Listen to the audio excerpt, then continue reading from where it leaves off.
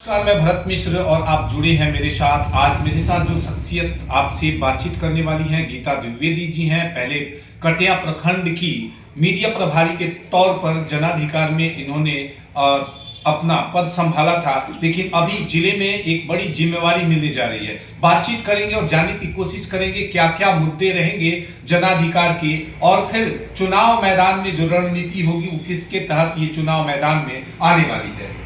जी, सबसे पहले सभी दर्शकों को मैं सादर प्रणाम करती हूँ, नमस्कार करती हूँ। जी हाँ, मैं अभी जनसुराजी बन गई हूँ। वैसे तो मैं जो प्रशांत किशोर जी की विचारधारा है, मैं वर्षों से उनसे प्रभावित हूँ और लगभग 2-2.5 सालों से मैं जुड़ी हूँ।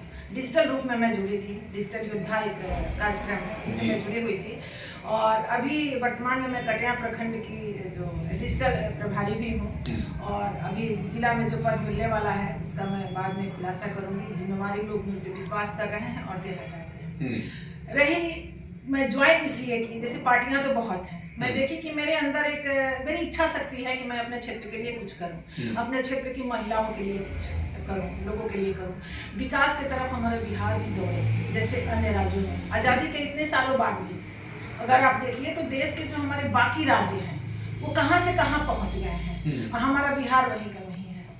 हमने लगभग 90 के दशक का हमने वो दौर देखा है। मैं उस समय स्टूडेंट थी कि लड़कियों को लोग स्कूल में नहीं भेजते थे, पढ़ाई के लिए नहीं भेजते थे। तो जब नई सरकारें आने लगी तो नई नई दावे होने लगे कि नहीं अब तो ये स्थिति बदल जाएगी बदल जाएगी बदल जाएगी। हम देखते देखते देखते देखते कितना दौर बीत गया, लेकिन स्थिति पूरी तरह से नहीं बदली। वही लोग आते हैं तो थोड़ा उम्मीद जगती है कि हाँ कुछ होने वाला है, लेकिन अंततः फिर वहीं आके सिमट जाती है, क्योंकि कभी उनके साथ वो बंधते हैं तो उनके साथ वो बंधते हैं तो उनके साथ वो बंधते हैं।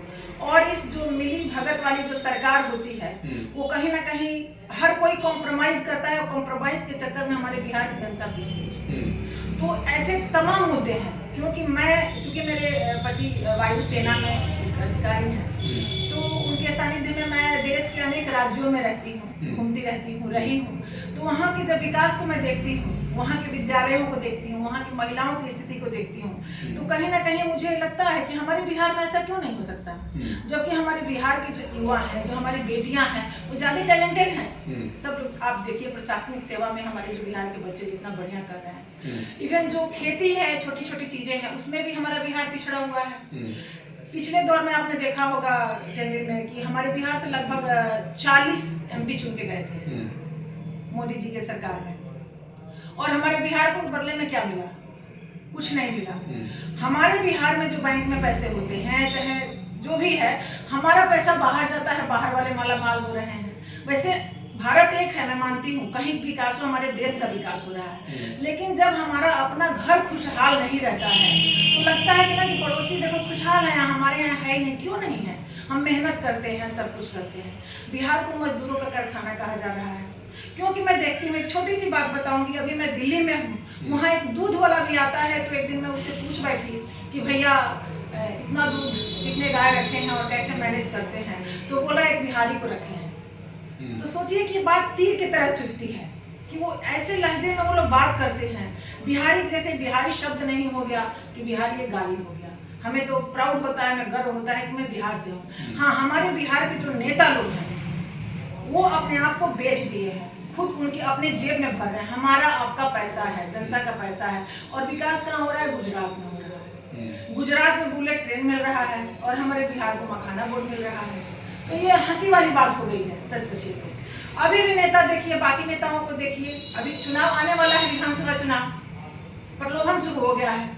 हम ये करेंगे, हम मुफ्तखोरी की लोग करने लगे हैं। अब जैसे मैं बताऊं, हमारे जो राजद कि जो हमारे नेता हैं यशस्वी तेजस्वी जी, वो बोलते हैं क्या कि हम तो एक माई बहन सम्मान योजना, माई बहन मान योजना को करने वाले हैं, जिसमें उन्होंने एक प्रॉमिस किया है कि मैं 2500 रुपया प्रत्येक महिलाओं को दूंगा। उनको लोग 9वीं फेल कहते हैं तो गुस्सा होते हैं। और सोचिए कितने विद्वान हैं कि आप प्रशांत किशोर जी ने उस दिन हम लोग पटना में गए थे तो उन्होंने बताया हम लोगों को कि अब बिहार में 6 करोड़ महिलाएं हैं लगभग। बिहार का कुल बजट कितना है आपको पता होगा सबके हाथ में। बिहार का 60% बजट वो सिर्फ महिलाओं को 2500 रुपये करके दे देंगे। 40% बजट में पूरा बिहार कैसे चला लेंगे? सोचने वाली बात है। तो ये मात्र प्रलोभन है। और उसमें क्या होता है कि जो सीधी सादी जनता है, जो थोड़े कम पढ़े लिखे हैं, विशेष करके जो ग्रामीण क्षेत्र की महिलाएं हैं, वो उनके झांसे में आ जाती हैं और इन लोगों की शक्ल अपनी चांदी अपना इनका चमकने लगता है।